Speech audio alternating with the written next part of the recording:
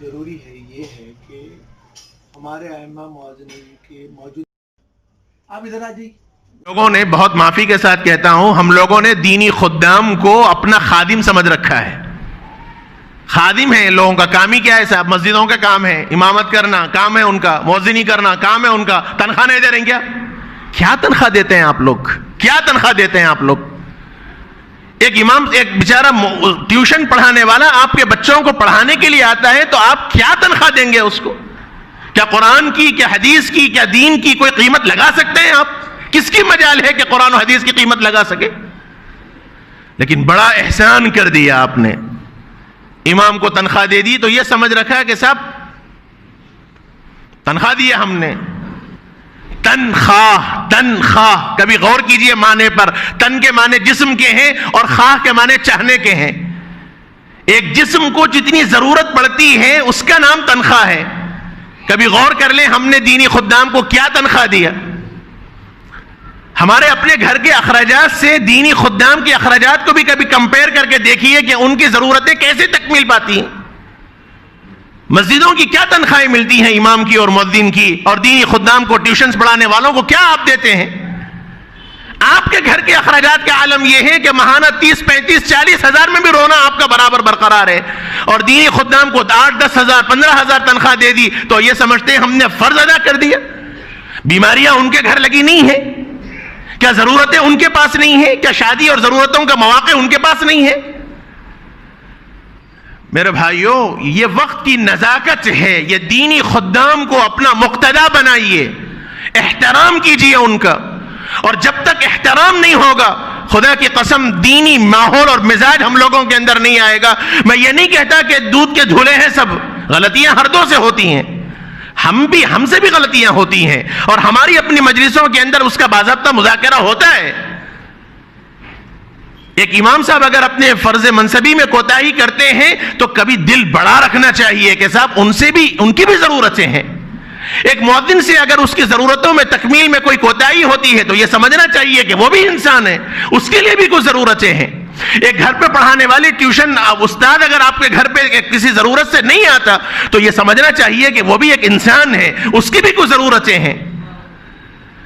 لیکن دینی خدام کو ہم نے اپنا نوکر سمجھ رکھا ہے. اوپر سے لے کے نیچے تک سب اٹھا کے بول دیں گے. یہ ادب و احترام نہیں ہے, یہ خدام ہے دین کے. آپ اپنی نماز ان کے پیچھے پڑھ رہے ہیں, امام کے پیچھے اپنی نماز پڑھ رہے ہیں آپ لوگ. اللہ اکبر کہہ کے جب آپ تحریمہ باندھتے ہیں تو مسلک کے اعتبار سے آپ سے لا غلطیاں ہو جائیں نماز کے اندر, لیکن سجدہ سہو آپ کو لازم نہیں ہے. اور وہی اگر ایک امام سے غلطی ہو جائے, آپ کہیں گے صاحب میرے سے غلطی نہیں ہوئی, امام سے ہوئی, میں سجدہ سہو نہیں کروں گا, آپ کی نماز نہیں ہوگی. امام کو جب آپ نے اللہ اکبر کہہ کر تحریمہ باندھ دیا تو آپ نے اپنی نماز کو امام کے حوالے کر دیا. اب آپ اپنی مرضی نہیں چلا سکتے. امام رکوع کیا تو رکوع, امام سجدہ کیا تو سجدہ, یہ حال ہے امام کا. اور ہمارے پاس اماموں کا مقام و مرتبہ کیا ہے؟ مؤذن اعلان کرتا ہے, آپ کو وقت شروع ہونے کی اطلاع کرتا ہے, وہ آپ کو ندا لگاتا ہے, حی علی الصلاح, آئیے نماز کی طرف, آئیے کامیابی کی طرف. وہ آپ کو آپ کے دنیا کے جھمیلوں سے نکال کر اللہ کے گھر کی دعوت دے رہا ہے. اور ہم نے مؤذن کا کیا مقام و مرتبہ رکھا؟ ایک استاد گھر پر آپ کے بچوں کو پڑھانے آتا ہے تو وہ صرف قرآن نہیں پڑھا رہا ہے, وہ صرف دینی ماحول نہیں فراہم کر رہا ہے, بلکہ وہ آپ کے بچے کو دینی تربیت کر رہا ہے. وہ آپ کے بچوں کو مرتد ہونے سے, وہ آپ کے بچوں کو دین بیزار ہونے سے بچا رہا ہے. اور آپ نے اس کے ساتھ کیا معاملہ کیا؟ یہ تو پوچھنا ہی نہیں چاہیے تھا. آپ اپنی خوشی سے, اپنی حیثیت کے مطابق دیتے. لیکن یہ جو بھاؤتاؤ کیا جاتا ہے ٹیوشن پڑھانے کے واسطے, کیا لیں گے صاحب, کتنا لیں گے صاحب, بہت زیادہ ہے صاحب, 4 بچے ہیں صاحب, کچھ تو کم کیجئے صاحب. مذاق بنا رکھا ہے دین کا ہم لوگوں نے. اور اس میں بھی سوچیں گے صاحب کون کم لے رہا اس کے پاس بھیجاؤ, چاہے بچے کی تجوید آئے نہ آئے, چاہے وہ ماحول آئے نہ آئے. اور استاد پڑھا کے چلا گیا تو کبھی اتنی توفیق ہم لوگوں کو نہیں ہوتی کہ بیٹھ کر تھوڑا پوچھیں کہ بیٹا آج مول صاحب نے کیا پڑھایا تم سے.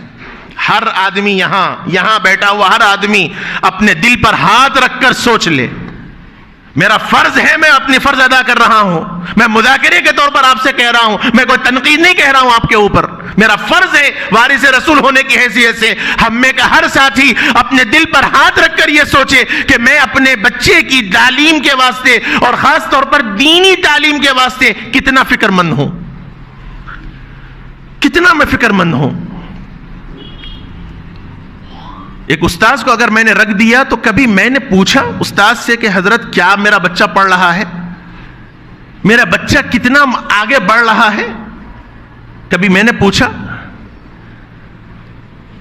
استاذ اگر لاپرواہی کر رہا ہے تو وہ بھی انسان ہے، لاپرواہی اس سے بھی ہوتی ہے. ہمارا کام ہے ادب کے دائرے میں رہ کر ان سے بھی بات کی جائے کہ مول صاحب اتنا وقت ہو گیا، بچہ آگے نہیں بڑھ رہا، کچھ خیال کیجئے. یہ چیزیں ہمارے پاس نہیں ہیں تو پھر ادب کہاں سے آئے گا ہماری اولادوں میں؟ دین کہاں سے آئے گا؟ آج بچے بلوغت کی عمروں کو پہنچ رہے ہیں، بلوغت کی عمر کو پہنچ رہے ہیں، بالغ تک ہو جا رہے ہیں بچے، لیکن ان کو غسل کے فرائض نہیں معلوم ہے. یہ سچی باتیں میں کہہ رہا ہوں آپ سے، کوئی فرسودہ باتیں نہیں کہہ رہا ہوں. غسل فرائض، غسل کن چیزوں سے واجب ہوتا ہے، غسل کس کو کہتے ہیں، غسل فرض کیسے لیا جاتا ہے، یہ نہیں معلوم. ان کو بس یہی معلوم ہے گھر میں بابا نے شاور لگا دیا، شاور کھول دیا، ٹھہر گئے، نہا لیے، ختم. لیکن غسل میں نیت بھی ضروری ہے. کیسے غسل ہونا چاہیے، غسل کے آداب کیا ہیں؟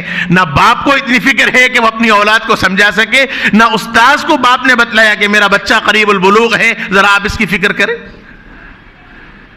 یہ ضرورت ہے میرے بھائیوں، خاص طور پر اولاد اور اولاد میں بھی لڑکیوں کی بہت تربیت کی ضرورت ہے. اپنے گھر میں دینی ماحول کو پیدا کرنے کی ضرورت ہے.